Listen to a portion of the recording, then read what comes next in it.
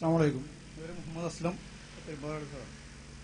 Mathrubhumi ആഴ്ചപ്പതിപ്പ് 2006 May 28. അതായത് ഒരു ഇസ്ലാമിക പ്രസ്ഥാനത്തിന്റെ വക്താവായ ഡോക്ടർ ഹുസൈൻ കണ്ടത്താണി എഴുതിയതാണ്. സൂഫിസം ഇസ്ലാമികം തന്നെ.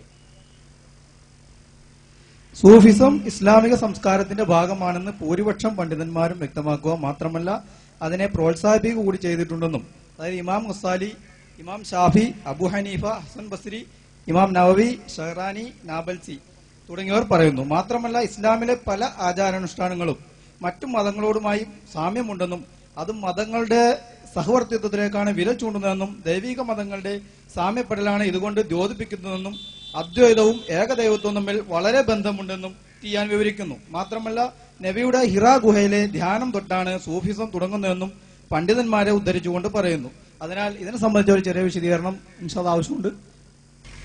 സുഹൃത്തിന്റെ ദീർഘമായ ചോദ്യത്തിൽ വിഷയാധിഷ്ഠിതമായ പ്രശ്നം അദ്വൈതവും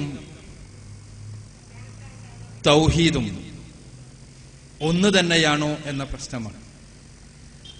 മറ്റു വിഷയങ്ങൾ, സൂഫിസവുമായി ബന്ധപ്പെട്ട കാര്യങ്ങൾ, അതിന്റെ പ്രാമാണികമായ അടിത്തറ, ഈ കാര്യങ്ങൾ മതപരമായ മറ്റു വേദികളിൽ വിശദമായി ചർച്ച ചെയ്യപ്പെടേണ്ടതാണ്. അദ്വൈതം, തൗഹീദ് ഇത് രണ്ടും ഒന്നാണോ അതല്ല രണ്ടാണോ? അദ്വൈതം എന്ന പദത്തിനർത്ഥം രണ്ടല്ലാത്തത് എന്ന്. തൗഹീദ് എന്നാൽ ഏകം എന്നാണ് അർത്ഥം, ഏകമാകുന്നത് എന്നാണ് അർത്ഥം. ഇവിടെ തൗഹീദ് ഒരു സാങ്കേതിക സംജ്ഞയാണ്, അദ്വൈതവും ഒരു സാങ്കേതിക സംജ്ഞയാണ്.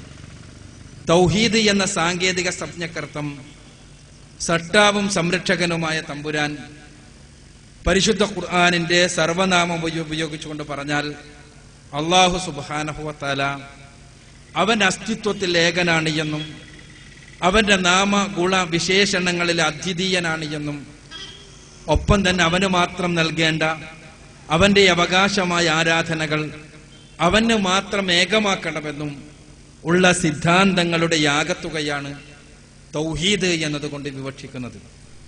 സട്ടാവും സംരക്ഷകനുമായ തമ്പുരാൻ ഏകനാണ്, അവന്റെ നാമഗുണ വിശേഷണങ്ങൾ അദ്വിതീയമാണ്, അതൊന്നുമായും താരതമ്യത്തിന് കഴിയാത്തതാണ്, അവ അതുല്യമാണ്.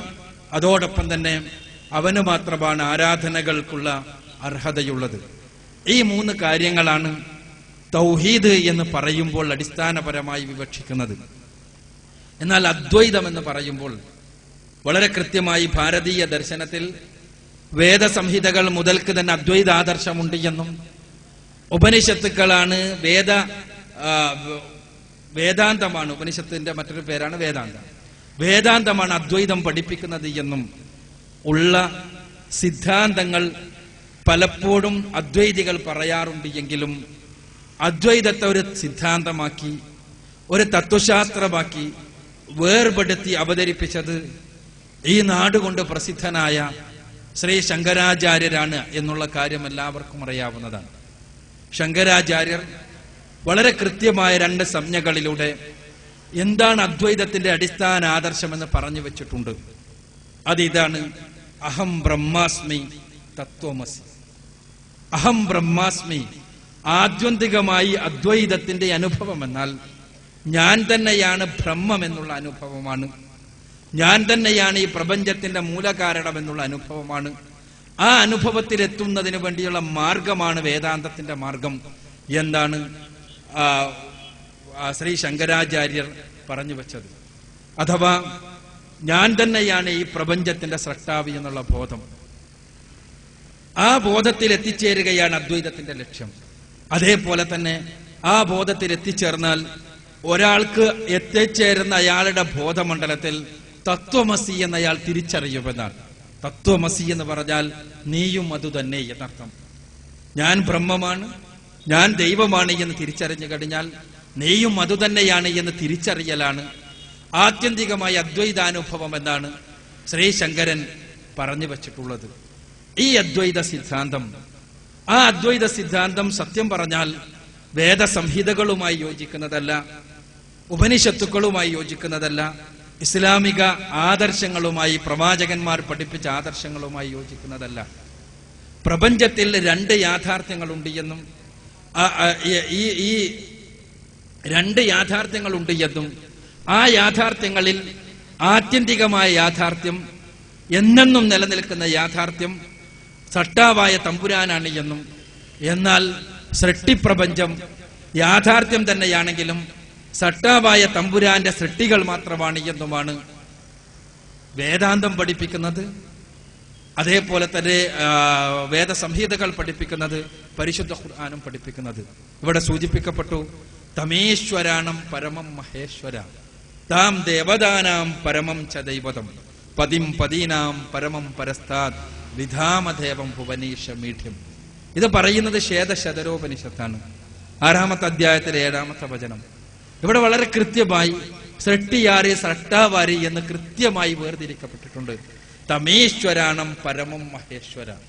ഒരുപാട് ഐശ്വര്യം ലഭിച്ചവരുണ്ട്, എന്നാൽ പരമനായ മഹേശ്വരൻ, ഈ ഐശ്വര്യങ്ങളുടെ മുഴുവനും നാഥനായ ദാതാവായ പരമനായ മഹേശ്വരൻ. അപ്പോൾ ഐശ്വര്യം ലഭിച്ചവൻ ഐശ്വര്യങ്ങളുടെ ദാതാവ്. താം ദേവതാനാം പരമം ച ദൈവതം.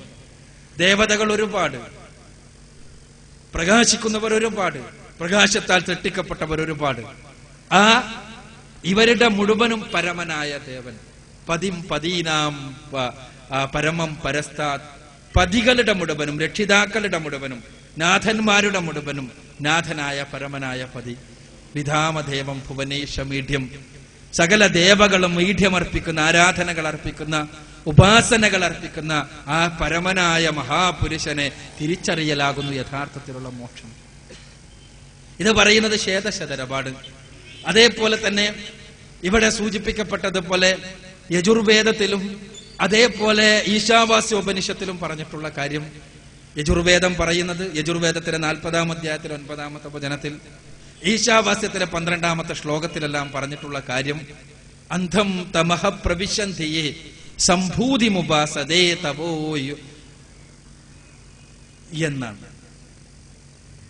അന്ധം തമഹ പ്രവിശന്ധിയേ സംഭൂതിമുപാസതേ തമോ ഭൂയ ഇവതേ തമോ യോ സംഭൂതിയാം. അന്ധം തമഹ പ്രവിശന്ധിയേ സംഭൂതിമുപാസതേ.